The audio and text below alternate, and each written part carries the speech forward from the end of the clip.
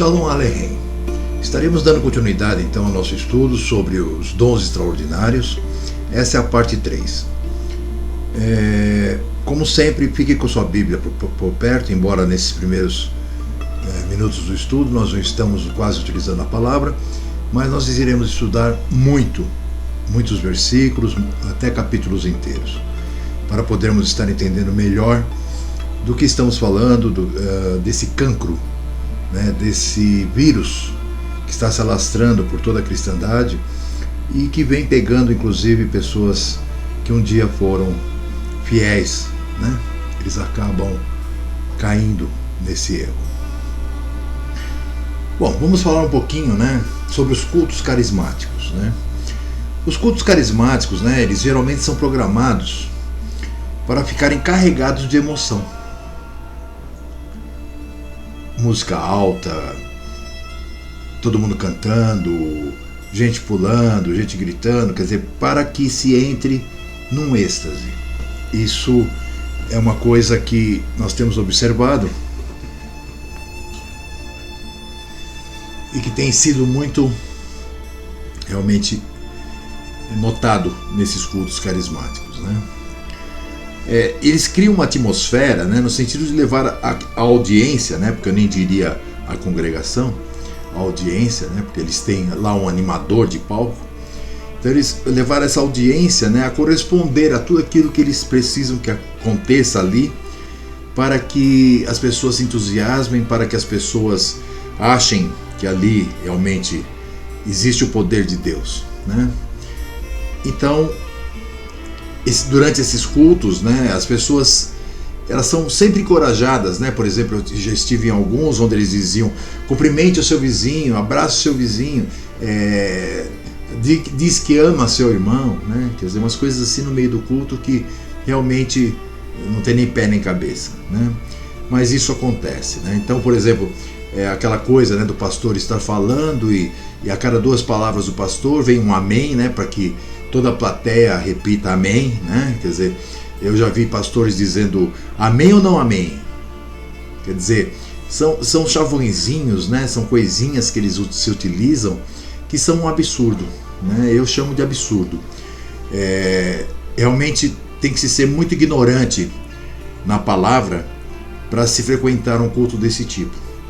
E o pior é que eu tenho visto que esse tipo de culto, né, ele está pegando até em algumas igrejas que eram mais tradicionais, que eram mais convencionais, onde as pessoas não se davam tanto a esse tipo de, vamos dizer, loucura, né? Pedem o levantamento das mãos, que acenem, né? Tudo isso, né? E nós temos que notar que a forte ênfase nesses cultos pentecostais sempre está na música, porque a música eleva a pessoa, né? A música leva a pessoa aonde a gente quiser. Eu sou músico, eu sei disso.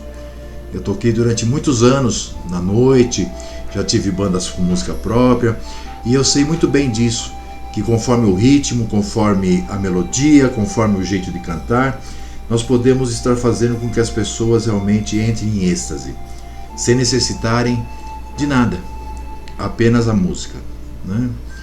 Então, por isso eles dão esse forte, sabe, ênfase à música, e com aquele ritmo cadenciado, né, aquela coisa quase mântrica, né, repetindo palavras, onde as pessoas realmente entram num clima, vamos dizer assim, né?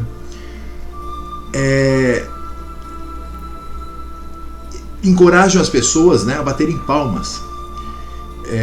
Na igreja que eu fazia parte, a Igreja de Deus do Sétimo Dia, né, eu me lembro que uma vez nós fomos visitar uma congregação aqui em São Paulo, e era a inauguração de um novo salão deles, e levei meu violão, eu e um diácono da nossa congregação, fizemos lá a apresentação de alguns cânticos, né, levamos as letras para os irmãos cantarem com a gente, e tinha uma das canções, né, que nós tínhamos escolhido para aquela tarde, para aquele dia de sábado, era uma canção um pouco mais ritmada. E qual não foi o espanto meu e do diácono, né, quando nós estávamos, porque nós já tínhamos tocado umas 4 ou 5 canções, e de repente fomos tocar aquela canção, e quando começamos a tocar a canção, o povo se levantou e começou a bater palmas, né, no ritmo. Isso para nós era algo que nunca tínhamos visto em nossa congregação, porque nós nunca fomos pentecostais e nunca cremos no pentecostalismo e sempre fomos contrários a essa prática, né, do inimigo dentro das congregações. E eu olhei para o pastor, né, da congregação, que era um pastor da mesma congregação da qual eu fazia parte, e ele estava alegre, batendo palmas também, né? Aí eu olhei para o diácono e disse, vamos nessa, né? E cantamos, né? Não vou dizer que não foi uma alegria, mas para mim já não era mais louvor. Porque se você está batendo palmas, se você está dançando, se você está fazendo qualquer coisa além de estar antenado em Yahvé e cantando para ele ou para o seu filho Yeshua, já não é mais uma adoração a eles, mas sim uma curtição, né, que você tem um redemoinho de sensações dentro de você, que você poderia encontrar isso em qualquer show, em qualquer casa de show, enfim, onde uma banda se apresenta ou um cantor e você dança, você bate palma, você canta junto, né? É a mesma sensação. Tem muita gente que derrama lágrimas, né, nesses shows, vamos falar assim, esses shows pentecostais, né? As mãos permanecem levantadas, as pessoas ficam chorando, como se fosse uma atitude de louvor isso, né? Quando a gente está num culto desse emocional, né, desse tipo que eu estou falando, né, as pessoas geralmente começam a escutar choros, suaves murmúrios de línguas, né, ao seu redor. Aí o pastor encoraja o relaxamento, né, para que as pessoas se relaxem, se liberem, a fim de permitir, né, que o Espírito, sei lá que Espírito no caso deles, opere. Então aí tem pessoas que estão ali naquele embalo da música, daquela coisa toda, e não querem ficar de fora, né? Não querem se sentir diferentes ali naquele ambiente, né? E então começa a desejar, né, assim, ansiosamente aquilo que não tem, ou seja, ele começa a querer falar nessas línguas, ele começa a querer, ele chora, ele se desequilibra, ele perde o controle próprio, né?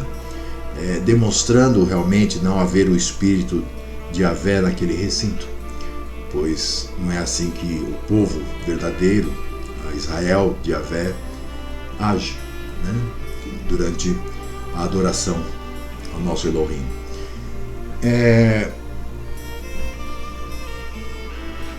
A pessoa, então, a partir daí, ela procura ser instruída pelo pastor, ou por alguém da igreja, ou por alguém que já fale línguas lá na igreja, né? Para que ele consiga, pelo menos, fazer uma oração, né, em línguas, agradecendo, né, a Jesus, né, por ter mandado o Espírito do Pai dele, etc. Né? Acreditando mesmo que aquilo faz parte dos dons que houveram no primeiro século.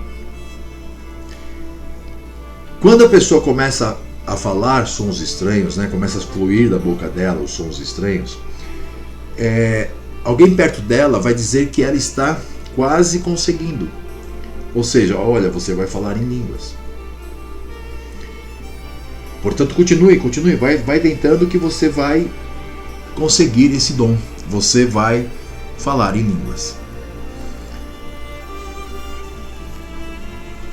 Num culto desse tipo, né, é quase, vamos dizer assim, impossível que alguém que esteja lá dentro não corresponda ao que está acontecendo em volta. O natural é a gente seguir a multidão, e o poder emocional, né, que surge disso tudo acaba nos influenciando, nós acabamos entrando naquilo tudo e acabamos por talvez até balbuciar algumas palavras, né? Porque tudo é uma questão emocional. Pessoas então desequilibradas mentalmente são as que mais falam línguas, né? Mas essa libertação, né, essa liberação emocional, né, ela pode ser limitada tanto nos agrupamentos de adoração verdadeiros como nos falsos. Porque se é uma imitação, você pode fazer em qualquer lugar. É que nos verdadeiros, só mesmo os bodes, né, vão fazer isso.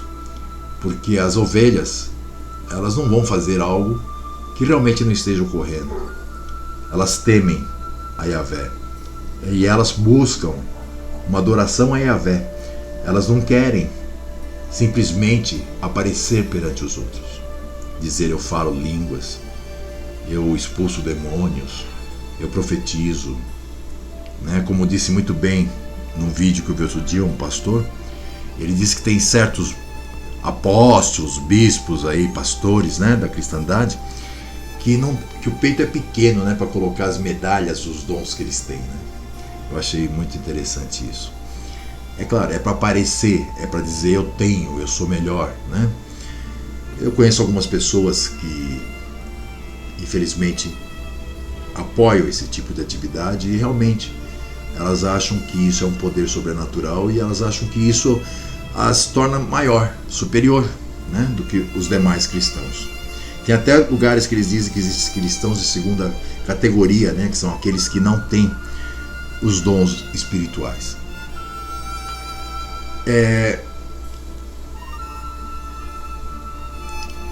Na verdade, a falta de estudo faz com que eles não entendam o que a Bíblia fala sobre os dons espirituais, como eles funcionavam, como eles eram. Então, quando eles entram numa igreja dessa e o pastor mal abre a Bíblia e eles nunca leem a Bíblia em casa, eles só carregam a Bíblia embaixo do braço, e diz que esses dons eram assim, eles creem nisso. E acham que para ser um cristão completo, eles têm que entrar nessa, eles têm que estar falando desse jeito, eles têm que estar também fazendo parte da galera, né? Mas isso é um grande engano, né?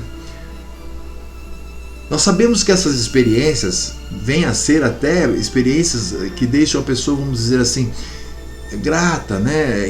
Encoraja a pessoa a prosseguir indo naquela igreja, né? Mas a maioria das coisas que não são boas nos transmitem isso, não é verdade?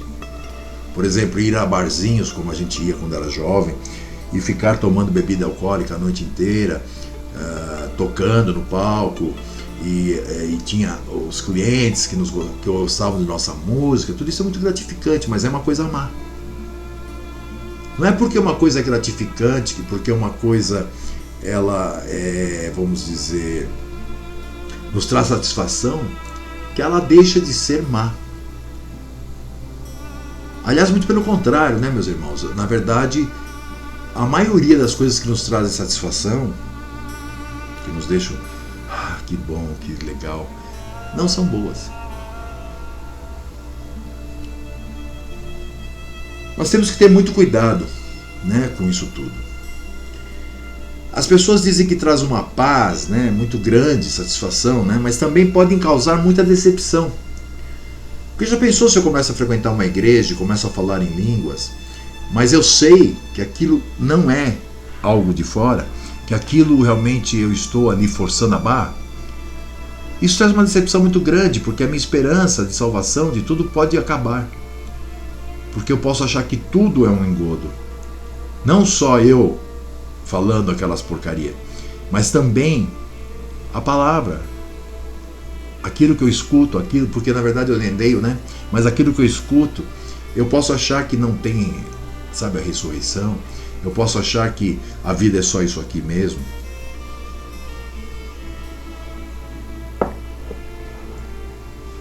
Nós temos que entender o seguinte, que muitos gentios pagãos, eu digo, né? Também como pessoas chamadas, né? Eles têm se afastado da verdade para seguir os falsos ensinos. Isso é bíblico, isso já vinha desde lá do primeiro século ocorrendo, né? Mas justamente é por causa daquilo que eles experimentam. Esses curadores, né, da fé, pela fé, eles parecem ser pessoas sinceras. Eles falam, eles choram, eles gritam, eles falam em línguas, eles fazem muita cena, né? mas a grande maioria tem comprovado ser charlatão. Né? Existem homens aí que se passam por apóstolos, pastores, bispos, né, que dizem que curam, que contratam pessoas, né, que entram de muleta, que entram em cima de cadeiras de roda, isso já comprovadamente, né? E fazem lá o seu circo e a pessoa sai andando e depois recebe um cachezinho, né? E os idiotas creem naquilo. Então centenas, né, até milhares de pessoas têm sido enganadas, né, pelos falsos curadores, né? Inclusive, basta ligar a televisão e ficar procurando, sempre vai achar algum, né, falando besteira, lendo um texto da Bíblia, e tem uns que o suor dele, ele dá um lencinho de papel para a pessoa e manda levar para curar quem está doente. Aí vem falando que o dízimo já não está dando, tem que ser o trízimo, né? Quer dizer, tudo sempre em função de ganhar dinheiro.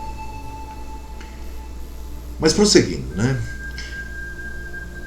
Nós temos que entender que também às vezes pode ser que a pessoa falar a língua e tal seja uma falsa experiência. Existem os que são culpados de fingir uma falsa experiência, a fim de que não se sintam, né, assim vamos dizer, rejeitados dentro da congregação. Particularmente, vários, né, falam, esses carismáticos, né, têm me contado que nem sempre falam em línguas, apenas seguir o fluxo. Tá lá o pessoal blá blá blá blá blá e o cara entra no meio, sabe? E observe que geralmente são mulheres, né, que principalmente falam isso, né, essas línguas. E ele segue o fluxo, né? Porque eles acham que se ficarem quietos, se não entrarem na bagunça, eles podem atrapalhar o trabalho do espírito de Yahvé. Porque eles creem que o espírito esteja fazendo aquilo com o vizinho dele. Então eles acabam fingindo. Então até aqui nós falamos da parte onde as pessoas fingem, né? Mas em alguns casos, algumas vezes, né, pode se tratar de possessão demoníaca mesmo, tá? Quando pessoas perdidas se rendem a certos poderes. Não devemos nos surpreender ao descobrir que elas estão possuídas pelo mal, por espíritos caídos, por anjos maus, né, que servem a Satanás, o inimigo, né? E pelo poder de Satanás, elas são capazes de fazer coisas que normalmente, né, elas não poderiam fazer pelo seu próprio poder. Então elas acabam agindo dessa forma, né? Hoje nós encontramos igrejas evangélicas onde, se você for assistir o culto, é igualzinho a um culto de Umbanda, né? Uma roda de Umbanda, um Quimbanda, onde as pessoas ficam girando de roupas brancas, né? Então, isso, banho de sal grosso, quer dizer, tudo coisas que vieram do espiritismo, e as pessoas estão se utilizando disso, dizendo que isso é bíblico, dizendo que isso é cristão. Mas ali, realmente, pessoas são endemoniadas, né? As pessoas, ali é um ambiente igual ao ambiente de uma casa espírita, de um centro espírita, de um centro de Umbanda, onde realmente entidades malignas, né, atuam sobre as pessoas e as tornam escravas daquilo, e elas continuam ali. Essas experiências também podem acontecer. As escrituras são muito claras sobre a existência de tais operadores de poder. Vamos ler um texto juntos, que nós vamos encontrá-lo em 1 de João, no capítulo 4, versículo 1. Primeira carta de João, no capítulo 4, versículo 1, nós lemos assim: Amados, não creais a todo espírito, mas provai se os espíritos são de Yahvé, porque já muitos falsos profetas se têm levantado no mundo. Observe, meus irmãos, provai os espíritos. O discernimento de espírito era um dom também, nós vamos estudar mais para frente, né? Um dom que também já cessou. Não há mais necessidade hoje. Por quê? Pelo mesmo motivo dos outros. A palavra de Deus, a Bíblia, já foi completada. Então hoje, se nós queremos discernir se um pastor está falando a verdade ou mentira, nós não precisamos discernir isso. Nós temos a palavra de Deus para comparar com o que ele está dizendo. E o Espírito de Yahvé dentro de nós, que logo diz, esse cara está falando besteira. Quanto mais estudamos, mais seletivos ficamos quanto à mentira no meio evangélico, a mentira no meio católico, a mentira na cristandade toda.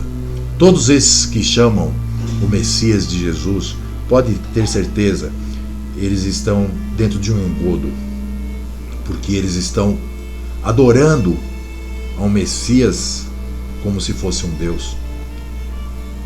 Eles esqueceram que existe o Pai e o Filho, e que os dois não são uma só pessoa. Eles esqueceram que o Espírito de Deus não é um terceiro Deus, é a força ativa de Deus. Então, é muito comum, né, a gente ver essas coisas, mas graças ao nosso bom Pai, existe a palavra de Deus para que nós possamos comparar os ensinos e assim discernir quem são os falsos profetas e quem não são. Vamos ler mais um trecho agora em Mateus, no capítulo 24, os versículos de 4 a 5. Mateus 24, 4 a 5. Onde nós encontramos o seguinte: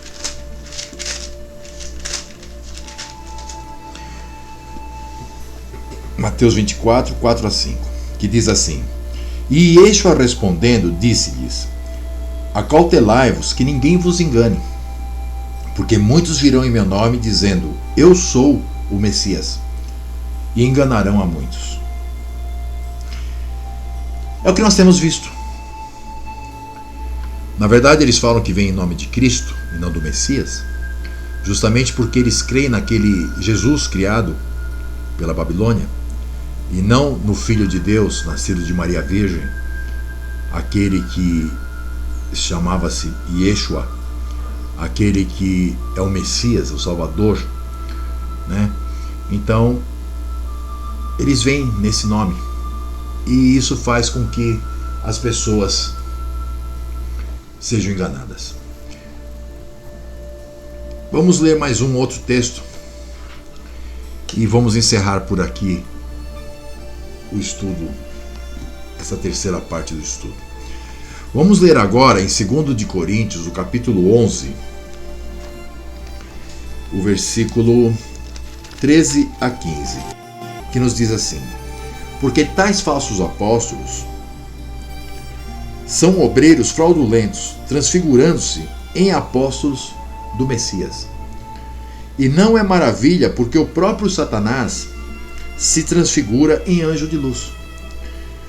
Não é muito, pois, que os seus ministros se transfigurem em ministros da justiça, o fim dos quais será conforme as suas obras. Nós continuaremos isto no próximo vídeo, na lição, no estudo, a quarta parte. Que Yahvé o abençoe e guarde. Shalom Ahelem.